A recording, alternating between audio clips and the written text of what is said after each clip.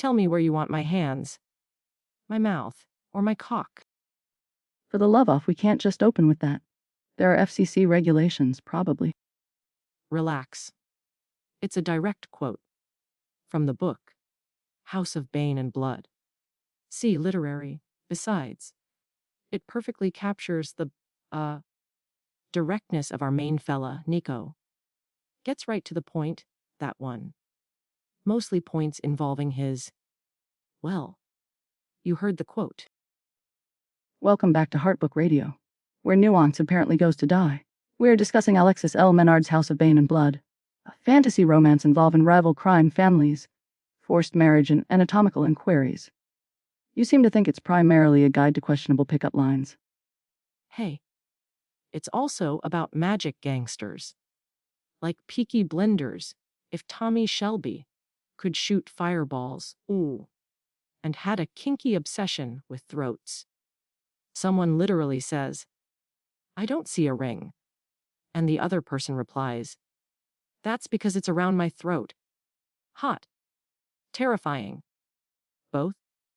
This book is basically my last relationship, minus the magic.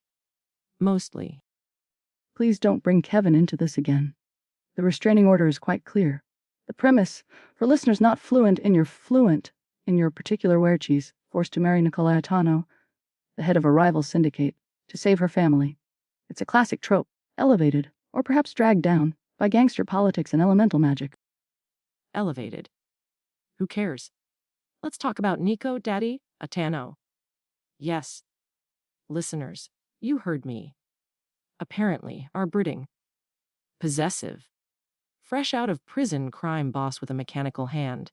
Enjoys being called Daddy. I mean, choices were made. Can we focus on his character arc? He's presented as morally gray. Morally gray. The man is practically 50 shades of walking red flag. Reviewers are tearing each other apart over whether he almost cheats, or definitely would have if he hadn't been interrupted. He's getting handsy with his old flame.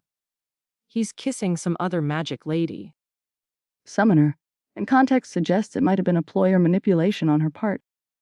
Oh, please. That's what Kevin used to say. Baby, she just tripped and her lips landed on mine.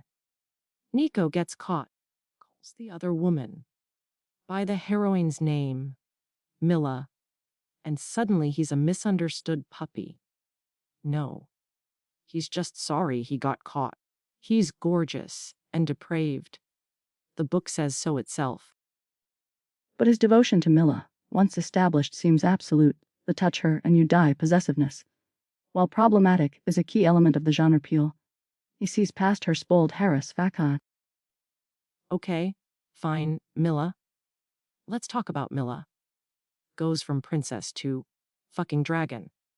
Which, okay, badass line. But Nico pulls his stunts. Gives her puppy eyes and a half, baked apology. And she just melts. Where's the dragon then? Did it go out for a smoke break?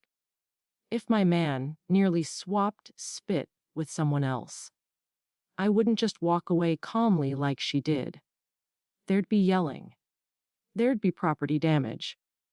Remember what happened with Kevin's prize, winning Ficus. Vividly. Some readers find her forgiveness empowering, a sign she won't be drawn into petty games. Others, like you, clearly want more pyrotechnics. And frankly, the way her own family treats her Nico's chaotic but loyal crew looks like a spa retreat. Except for the part where her bestie, Syrah, who is a shapeshifter, gets shot pretending to be Milla. And Nico cradles her, kisses her goodbye. All tragic. Only to find out later he was making out with the dying beat team. Talk about awkward. Can you imagine? Honey. Was it Tuesday? Yeah. That wasn't me. That scene, while melodramatic, highlights the deception inherent in their world. It raises the stakes, which brings us to the question, beyond the kinks and questionable fidelity, is House of Bane and Blood actually any good? Depends. Do you like your men possessive? Potentially unfaithful, but really hot about it? Do you enjoy magic systems that feel kinda tacked onto a gangster plot? Because some reviewers are saying, utterly ruined and unwell. New obsession. Devoured it. They are living for this toxic tango. While others point out, quite reasonably, that Nico's abrasive, the plot jumps around, and the world building feels inconsistent. One particularly incensed reader documented every single instance of Nico's wandering eye with timestamps. That's dedication. Or obsession. That's my kind of reader.